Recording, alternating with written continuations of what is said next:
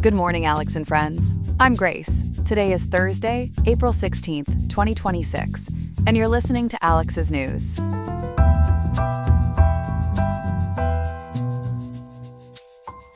In Riverside today, the high will be 71.6 degrees and the low will reach 52.6 degrees, so it should be a mild day throughout the area.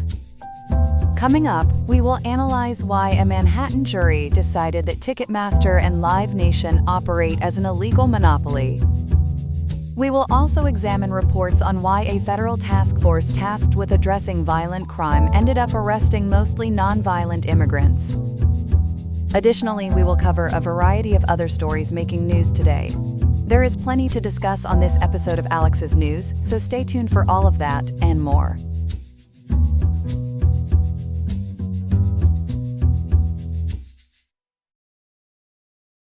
Big news out of Manhattan yesterday. A federal jury found Live Nation Entertainment and its subsidiary Ticketmaster guilty of running an illegal monopoly over the live entertainment industry. This could reshape how all of us buy concert tickets. Ethan covers the business beat for us. Ethan, walk us through what happened in that courtroom. Grace, this was a landmark moment. After a 5-week trial and 4 days of deliberation, a 9-person jury in the Southern District of New York found Live Nation liable on all monopolization counts. According to PBS NewsHour and the Los Angeles Times, the jury concluded the company used its massive market position to stifle competition and extract unfair fees from fans. We're talking about a company that controls 86% of the concert market and 73% of the total live event market. It's really hard to overstate how dominant they are. All counts. That's a clean sweep. What specifically did the jury say about overcharging? This is where it gets really concrete for everyday concertgoers. The jury found that Ticketmaster overcharged consumers in 22 states and the District of Columbia by an average of $1.72 per ticket. Now, that might sound small, but it adds up fast across millions of tickets. CBS News reports those damages are subject to what's called tripling, under federal antitrust law. That could push the total financial penalty to somewhere between $400 million and $450 million. $1.72. How'd they arrive at that exact number? The state's lead expert, Dr. Rosa Abrantes-Metz, built what's called a benchmark comparison model. She compared Ticketmaster's pricing to its closest competitor, AXS, and found that Ticketmaster's dominance allowed it to keep $2.30 more per ticket in service fees than rivals. Then she applied a pass-through rate, basically the portion of that extra cost landing on the consumer, and the jury settled on $1.72. But as Al Jazeera notes, the scope is narrow. It excludes facility fees, which go toward venue upkeep, and it only covers primary concert tickets in those 22 states, including New York, California, Pennsylvania, Florida, and Ohio. So the federal government wasn't the one pushing this to trial? No, and that's actually one of the most fascinating parts of this whole story. NPR and the Pennsylvania Office of Attorney General report that the U.S. Department of Justice under the Trump administration reached a $280 million settlement with Live Nation just a month before the trial. But a bipartisan coalition of more than 30 states, led by New York, California, and Pennsylvania, rejected that deal outright. Attorneys general like California's Rob Bonta and Pennsylvania's Dave Sunday called the federal settlement a, quote, slap on the wrist, end quote. They argued it completely failed to address the real problem, the vertical integration of Live Nation as a promoter and Ticketmaster as a ticket seller. The states wanted a jury trial specifically to push for a forced breakup. That's a real split between the feds and the states. What kind of evidence convinced the jury? The prosecution painted Live Nation as a, quote, monopolistic bully, end quote. And the evidence was pretty devastating. The New York Times and The Guardian reported on internal communications that really fueled public outrage. One set of messages, known as the Baker emails, came from executive Benjamin Baker. He described ticket prices as, quote, outrageous, end quote, called customers, quote, so stupid, end quote, and bragged that the company was, quote, robbing them blind, baby, end quote. Those emails were a gut punch in the courtroom. Were there other tactics beyond just the emails? Absolutely. testimony revealed something internal documents called the, quote, velvet hammer, end quote. Live Nation would offer venues millions in upfront capital for renovations and technology upgrades. Sounds generous, right? But the implicit threat was that if those venues switched to rivals like SeatGeek or AXS, they'd lose access to high-grossing Live Nation tours, acts like Taylor Swift or Beyoncé. So it was really a carrot-and-stick approach that locked venues into exclusive deals. Speaking of Taylor Swift, her name came up a lot during this trial, didn't it? It really did. CEO Michael Rapino was questioned extensively about the 2022 Taylor Swift Eras Tour ticketing collapse. Rapino attributed the failure to a cyber attack, but the prosecution argued it was a symptom of something deeper, a company that had grown too large to remain competent or accountable. The states used that debacle as Exhibit A for why the merger should never have been allowed to stand. It resonated with jurors because so many people remember the frustration of that day. What was Live Nation's defense through all of this? Their core argument, as detailed by Fox Business and the Wall Street Journal, was that, quote, success is not against antitrust laws, end quote. Their lawyers insisted that ticket prices are set by artists and venues, not the ticketing platform. They introduced a concept called the heat shield, an industry term suggesting that Ticketmaster takes public blame for high fees that are actually kicked back to venues and artists to cover revenue guarantees. Live Nation also warned of what economists call the waterbed effect. Their argument was that if the court forced a reduction in service fees, artists would simply raise the face value of tickets to make up the difference. So from their perspective, fans wouldn't save a dime. The jury clearly wasn't persuaded. Now, this isn't the first time regulators tried to rein in this company, right? Not at all. According to CNN, when Live Nation and Ticketmaster merged back in 2010, the DOJ approved it with a consent decree, basically behavioral guardrails. There was a ban on retaliating against venues that used other ticket sellers, for example. The 2026 jury essentially found those rules were ignored. Evidence showed Live Nation repeatedly violated the decree by using its dominance in concert promotion to force venues into exclusive ticketing deals.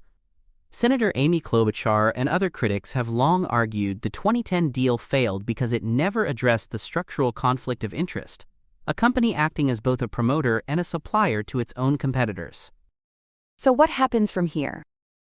The case now moves into what's called the remedies phase, overseen by U.S. District Judge Arun Subramanian. This will be a bench trial, no jury, to determine the structural penalties.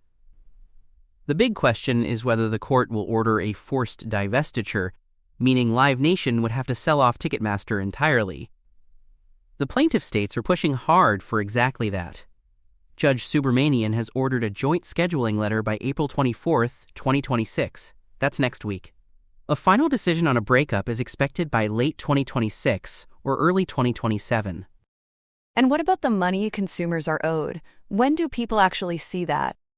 Don't hold your breath on that one, unfortunately. While the jury found for damages, payouts are not imminent. Live Nation has already signaled it plans to appeal to the U.S. Court of Appeals for the Second Circuit. Legal experts tell ABC News that consumers likely won't see their $5.16 per ticket. That's the trebled $1.72 until 2028 or 2029 as the appellate process unfolds. So the verdict is historic, but the legal fight is far from over. A long road still ahead. Ethan, thanks for breaking all of that down for us. Happy to do it, Grace. We turn now to a major investigative report that's sparking a national debate over federal policing in Memphis. Chloe, you've been following this one closely. That's right, Grace. ProPublica and MLK 50 Justice Through Journalism published a sweeping investigation yesterday, April 15th, that digs into the first several months of the Trump administration's Memphis Safe Task Force. The report was led by computational journalist Nick McMillan, and it covers operations running from late 2025 into early 2026. What he found is a pretty dramatic gap between what the administration promised and what actually happened on the ground. So what was the administration promising exactly? The White House framed this as a war on violent crime. President Trump signed a memorandum on September 15, 2025, launching the task force. He cited 2024 FBI uniform crime reporting data that ranked Memphis as having the highest violent crime rate per capita in the nation. The message was clear: they were going after the worst of the worst, the most dangerous offenders. But the data McMillan uncovered tells a very different story. And that brings us to this 2% figure that's been getting so much attention. Walk us through that. This is really the headline finding. The task force arrested more than 800 immigrants during the period examined. But according to ProPublica, only 2% of them, just 17 individuals, were actually charged with violent crimes. The rest were swept up for what are essentially administrative violations, things like unlawful presence, which is a civil immigration matter. And when you zoom out to the broader picture, the task force made more than 5,200 total arrests across all demographics. But the immigration-related arrests were overwhelmingly nonviolent. So if they weren't tracking down violent offenders, how were they finding these people? That's where it gets really interesting. The investigation found that roughly 80 to 90% of the immigration arrests started with a routine traffic stop. We're talking about broken taillights, expired tags, window tints deemed too dark, minor equipment violations. The Tennessee Highway Patrol conducted these stops and then turned individuals over to Immigration and Customs Enforcement. Civil rights advocates have called it a pretextual stop pipeline, and both Newsbreak and WREG reported that these saturation patrols were concentrated heavily in majority Black and Hispanic neighborhoods. Was there a particular area that was hit the hardest? Yes. Parkway Village, which falls under zip code 38118, recorded more immigration arrests than any other part of Memphis. It's a neighborhood with a significant immigrant population, and according to MLK 50 and Latino Memphis, the constant patrol presence there has had devastating ripple effects on daily life. We'll get to that in a moment, but first there's an important question about whether the federal intervention was even necessary. Right, because local crime numbers were already heading in a good direction before the task force arrived. Exactly. Memphis Police Department records from September 9, 2025, just days before the president signed that memorandum, showed that crime in the city was already at a historic low. Action News 5 and the Daily Memphian both reported that overall crime had hit a 25-year low. Homicides were down 23% year-to-date compared to 2024. Robbery, burglary, and larceny were also at 25-year lows. So the question becomes, why send in a federal task force to a city where things were already improving? Did anyone challenge those local numbers? Some state lawmakers did allege data manipulation, which prompted the Tennessee Bureau of Investigation to conduct a formal audit in late 2025. But in December 2025, the TBI cleared the Memphis Police Department, finding no evidence of what they called artificial deflation of crime statistics. Criminologists interviewed by ProPublica and the Council on Criminal Justice argue the task force essentially arrived after the city's crime rates had already begun an organic downward trajectory. So the administration was relying on older FBI data while the real-time picture on the ground was already much better. Let's talk about the impact on the community. What are people in Memphis actually experiencing? It's been profound, Grace. Local leaders describe a chilling effect that touches nearly every part of daily life. MLK 50 and Latino Memphis documented a sharp drop in customers at immigrant-owned businesses in neighborhoods like Parkway Village because residents became too afraid to drive. Schools reported declining attendance because parents feared being stopped by the Tennessee Highway Patrol while dropping off their children. In October 2025, the school board actually had to expand busing services just to address that fear. And it's not just schools and businesses, right? No, not at all. Church attendance plummeted, with many parishioners switching to online services to avoid encountering federal agents. And there's a public safety dimension here that's really important. Latino Memphis CEO Mauricio Calvo argued that by focusing on low-level traffic stops, the task force eroded the trust that's necessary for immigrant residents to report actual violent crimes or cooperate as witnesses. So ironically, an operation sold as a crime-fighting measure may be making it harder to solve serious crimes. This investigation is also fueling some legal battles. What's happening on that front? There are several active cases as of today. The biggest one is TIRRC versus Tennessee Department of Safety. That was originally filed back in August 2025 by the Tennessee Immigrant and Refugee Rights Coalition, and it aims to compel the Tennessee Highway Patrol to release records of its coordination with ICE. Just yesterday, following the ProPublica report, the plaintiffs filed an emergency motion citing the 2% data as proof that the task force has exceeded its legal mandate. There's also a legal fight over journalists' ability to document what's happening, isn't there? There is.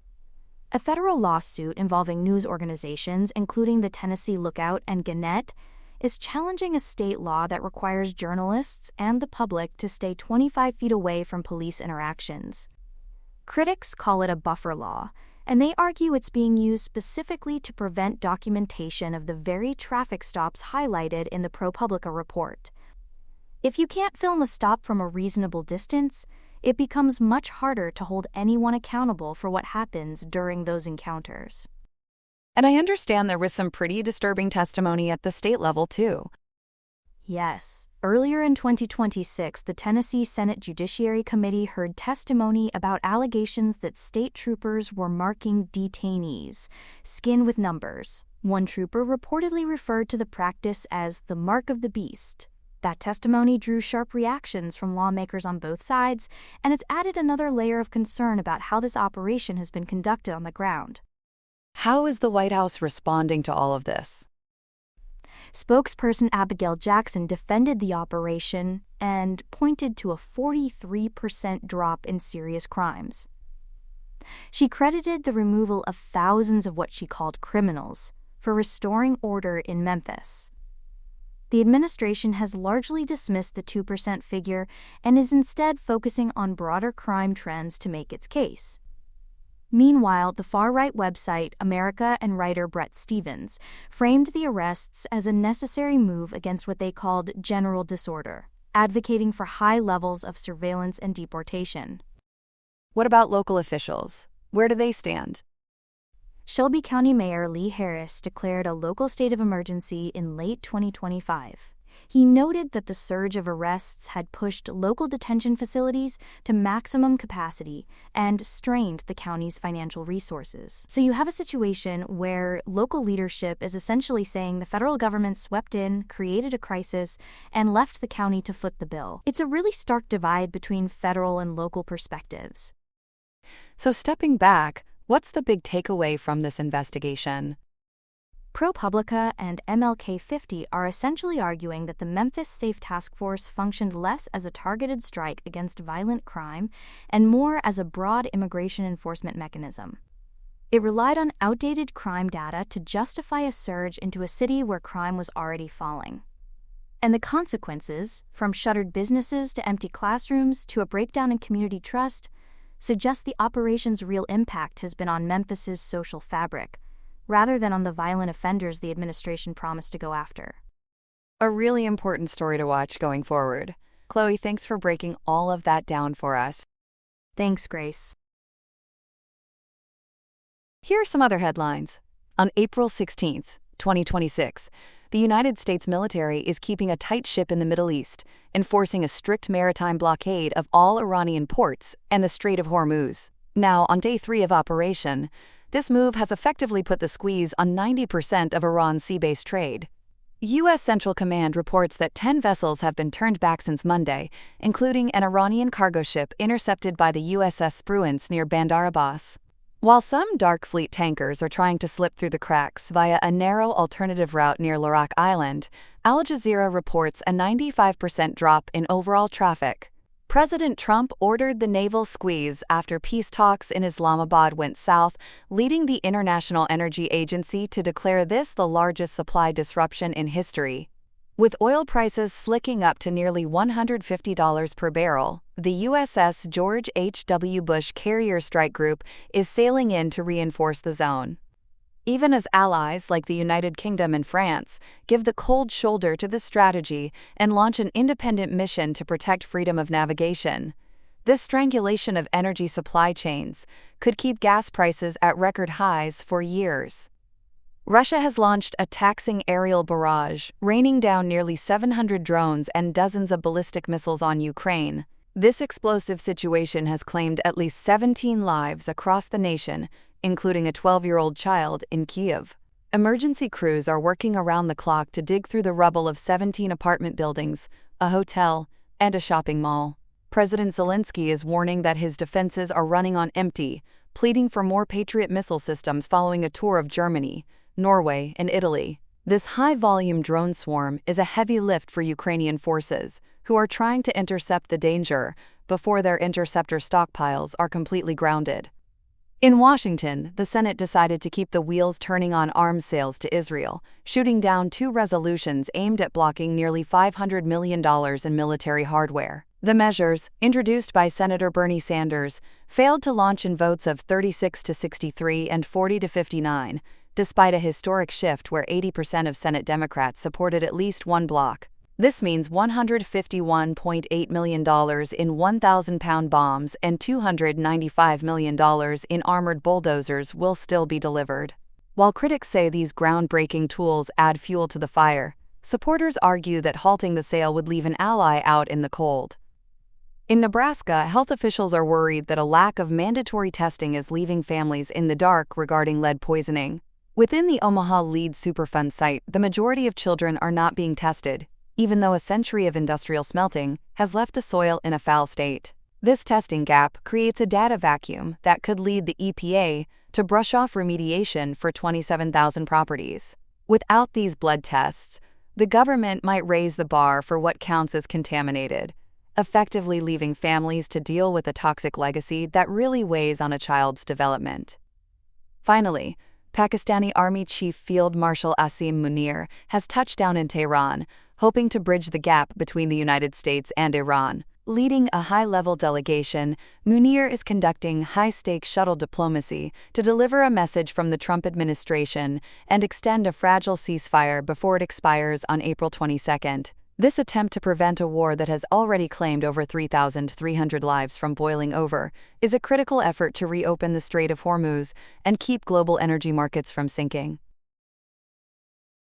That's all we have for now. Today's episode was made by Alexander King with Claude Opus 4.6, Gemini Pro 3.1, Gemini Flash 3, and Google Cloud Text-to-Speech. I hope you have a great day. I'll see you tomorrow, Alex.